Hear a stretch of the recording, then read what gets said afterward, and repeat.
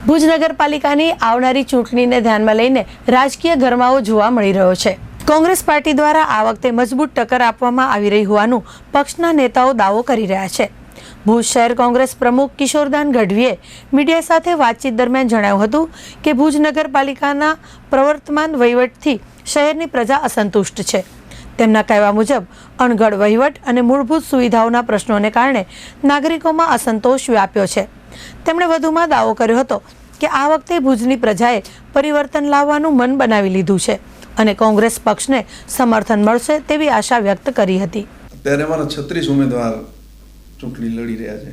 પહેલા 11મા વોર્ડમાં જે 3 સીટ છે એક 10મા વોર્ડમાં એક જાતિનો દાખલો અમાન્ય રહ્યો એના લીધે, એક 8મા વોર્ડમાં, એક 7મા વોર્ડમાં ને એક 4થા વોર્ડમાં। મુદ્દાઓ તો એટલા બધા છે કે ગણવા બેસાડીએ તો બહુ લાંબુ લિસ્ટ છે, પરંતુ મુખ્ય મુદ્દા જે છે જેના માટે નગરપાલિકા છે, નળ ગટર અને સફાઈ, એ મુદ્દાઓ મુખ્ય છે કે શહેરમાં ગટરની સમસ્યા એટલી વિકરાળ બની ગઈ છે અને ગટરની સમસ્યા માટે જે ખર્ચો કરવામાં આવી રહ્યો છે એ ખરેખર એટલો મોટો છે કે એનાથી આખી નવી ગટર લાઇન ભુજની બની ગઈ હોત એટલો ખર્ચો છેલ્લા 5 વર્ષમાં ગટર લાઇન રિપેરિંગ માટે થયો છે। સફાઈ જે છે 75 લાખ રૂપિયા સુધી મહિને અત્યારે પહોંચી ગયા છે સફાઈનો ખર્ચો। ઉપરાંત નગરપાલિકાના જે કાયમી કર્મચારીઓ છે, સફાઈ કામદાર, એ તો છે જ। આટલો મોટો ખર્ચો કરવા છતાં ભુજ શહેરમાં સફાઈ નિયમિત થતી નથી। પાણી વિતરણની જે વાત છે તો પાણી લગભગ દરેક એરિયામાં 3-4 દિવસે આવે છે, ક્યાંક 5 દિવસે, ક્યાંક 6 દિવસે, ક્યાંક 8 દિવસે। રેગ્યુલર એકાંતરે પાણી ક્યાંય આવતું એવો ભુજનો કોઈ વિસ્તાર નથી।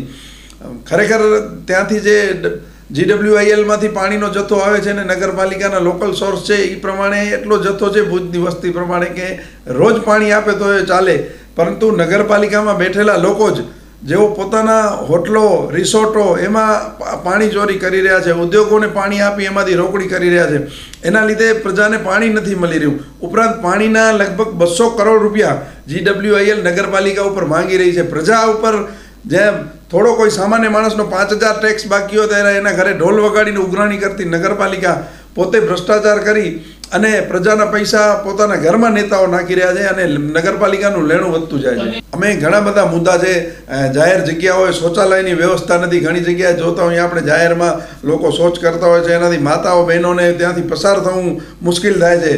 આ નગરપાલિકાની જવાબદારી છે કે દરેક જગ્યાએ વ્યવસ્થા, બજાર છે, જુબેલી ગ્રાઉન્ડની આસપાસ છે, બસ સ્ટેશનની આસપાસ છે, એવા ઘણી જગ્યાઓ છે કે જ્યાં જાહેર શૌચાલયની વ્યવસ્થા ઊભી કરવાની જરૂર છે।